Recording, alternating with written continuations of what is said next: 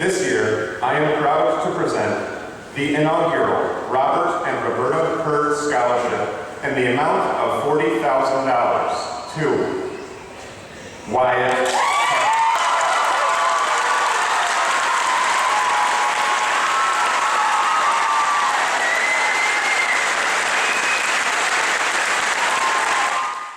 I didn't know till they announced it for the first time in front of everyone, and my first reaction was just relief because I knew that college was going to be a lot more affordable.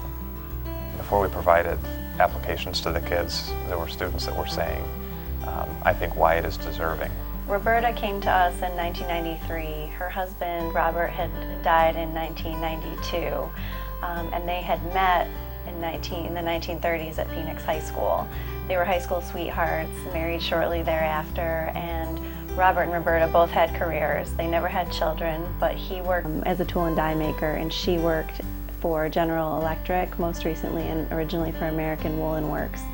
And she and Robert were really soulmates. She talked so fondly of him and talked about how much time they spent camping and skiing, and they enjoyed activities together, and they really always reflected on their time at Phoenix High School as a time of joy for them. Even though they had no children, they really cared a lot about education and wanted to be able to provide for students in the future. The community was great. Everything was very family oriented. I really felt like I belonged here. Did a lot of extracurricular activities, from the musical to marching band to drumline, and the instructors there and the community members were all very interactive, and it made it feel even more connected as a family, and that was good.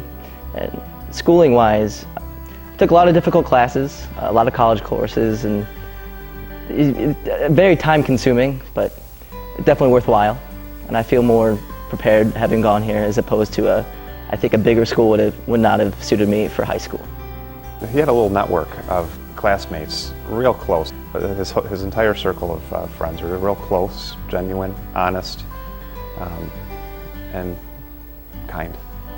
When I was in junior year, I moved in with a couple of friends. They've been a great help. They've provided financial stability and a more sense of home that I wasn't getting at my old home. And without them, I would not have been where I am today.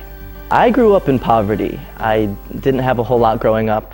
My house wasn't the biggest. It wasn't even a house, technically.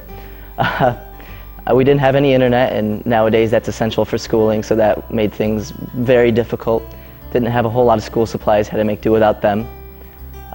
But we did without, and we did without pretty dang well. I grew up with the small electronics that I had, and I progressively made more, got more and more of them, and they were my life, and I want to do stuff with them and maybe end up somewhere like Lockheed Martin making radar systems, or maybe go in an entire different direction and do stuff with solar panels and try to make alternative energy sources, because I think that'd be cool. I'm going to Binghamton University for electrical engineering because I want to change the world with physics and calculus. So the Community Foundation manages more than 125 individual scholarship funds for the benefit of students all over the country, really. Most of them are for schools here in Central New York, and some go beyond that. But by being managed by the Community Foundation, the school gets to do the part that they're the best at, which is identifying the students, because that's the part that they know.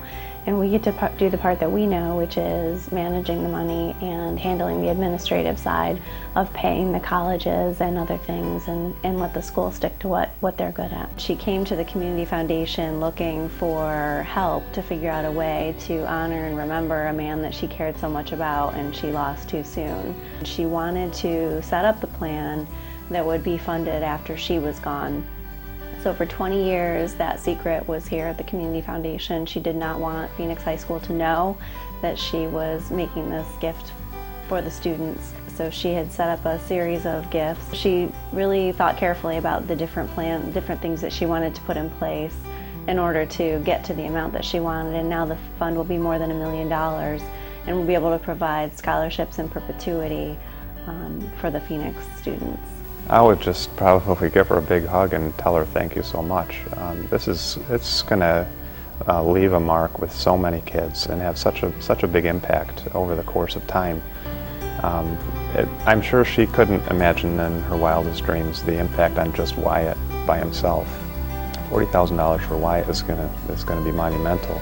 but it's gonna be a recurring theme over the course of time, and it's, you know, I don't think that anybody with the heart and the generosity that Robert and Roberta have demonstrated with their for their funding of the scholarship, it's not anything that I think that they'd ever be able to wrap their arms around what the impact really is.